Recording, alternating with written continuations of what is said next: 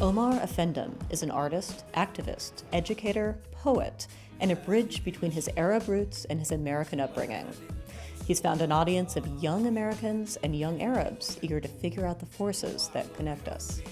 One-man show over here. I hear that. I'm with you. Yes, sir. Do it all. I'm a walk-in, talking record label. Make some noise for Omar Offendum!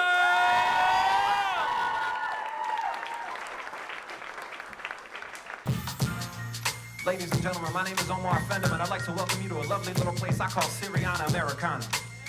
See, this is a nation state of mind where everything is connected and everybody is welcome. Would you like to join me? Give you a little Arabic one-on-one right here, see? I don't say bro, I say khayo. I mix my garlic and mayo. You ask me where, I say heyo. Then ask me why, I say leyo. See, my business is shirley, blood boiling birly. Don't you stop. You know, when I'm on tour, I have the opportunity to perform in a variety of settings, and that's something I really appreciate. No cash for your own cab? Well, you better ijri.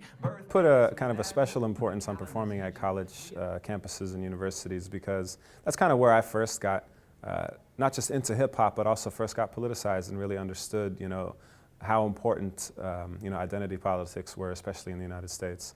And I really enjoy speaking to classes and having the opportunity to kind of tell my story, create an intimate space that students are comfortable kind of sharing their stories in as well. For me, at the end of the day, what I try to do with my work is kind of reflect the ideals that the community that raised me in kind of have been instilled in me, and the notion of humanity, letting people kind of see the humanity in one another, regardless of where we're from, what our ethnicity or race or religion or sexual orientation or any of that is. I think art at its best can do that, can remind us of that human connection that we have with each other and with each other's experiences. Because what happened after 9/11, I felt like, was that we were so quick to tell people what we weren't. I'm not a terrorist, I'm not an extremist, I'm not this, I'm not that, and not take the time to tell them what we really are, Younger Americans are very interested in what's happening in a genuine way, and that's resulted in them being more interested in my music. For years now. You can bring the beat down just a little bit more. And one of the saddest things about that is that lives, human lives, just become numbers. See? We've grown numb to imagery of death and demise. Blind as St. Paul till he saw a Syrian sky miles away. Wars preying on the teariest eyes. Our deaf ears still ain't hearing a cry. Why is it even worth asking anymore? Guilt is but a swinging door. Crooked men on either side cushioning each other's fall. Orphans hiding from a devil with dark wings. And writers with a conscience feel it pluck at our heartstrings. But very seldom do we bother to speak. Led to believe we're rendered powerless by fatherless creeps. Bastardized politics is while our daughters beseech us to let them flee these borders in peace. I wonder if these sad scenarios will still remain as commonplace when I'm a father. Want to face Allah without regrets. Could have tried harder. Quranic verses. We can all live or die by Ya laytani kuntu turaba.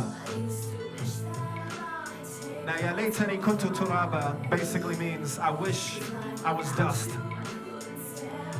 And it's believed that on that day, when our souls are resurrected, and if we're asked if we feel like we've done enough, those who don't, that's what they say.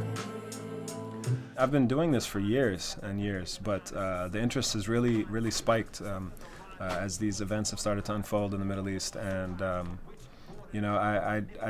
think that I'm blessed to be able to be in the position that I'm in, to be able to speak to these issues. Who live within this conspicuous state. Sore thumbs, short crumbs can cure hunger. But what are the post-traumatic stress a 3-year-old will undergo in Baghdad? Make some noise for yourselves for coming out and supporting real hip-hop music and spoken word art with a message. Thank you. Peace, peace, peace, peace be upon yous. This is Real Talk, only on One Legacy Radio. I am Sammy Mutton, of course. I'm joined by my man Imam Sohaib Webb, Rehan Jalali, Omar Offendum. Action-packed show. I met Sammy Matar a couple years ago in Southern California, and we kind of hit it off right away. And it's great to be able to see eye to eye with somebody. I mean, I'll find instances where, I'll be in a studio, we'll have friends visiting, people, watch me do a take. They'll think it sounded great, but he'll know that it wasn't the take that I wanted. Whenever you're ready.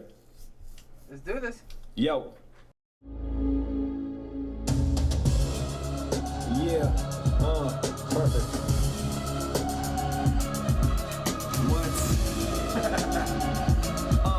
For far too long, a Middle Eastern freedom song was considered improbable, or not even optional. The Arab youth were too irresponsible, religion an obstacle, but it was inevitable to the conscious folk who knew what was possible. Conditions were optimal. The domino effect they all neglected was unstoppable. The song is called Domino Effect, and it essentially is just talking about what's happening in the Middle East right now with respect to the uprisings and the ripple effect that's taken place, you know, from one nation to another. The tyrants thinking they pride's a sign of greatness. Humpty Dumpty sat on a wall, put up by Mason, so we will fall flat on his face and give him the spoils, weapons, contracts, and oil.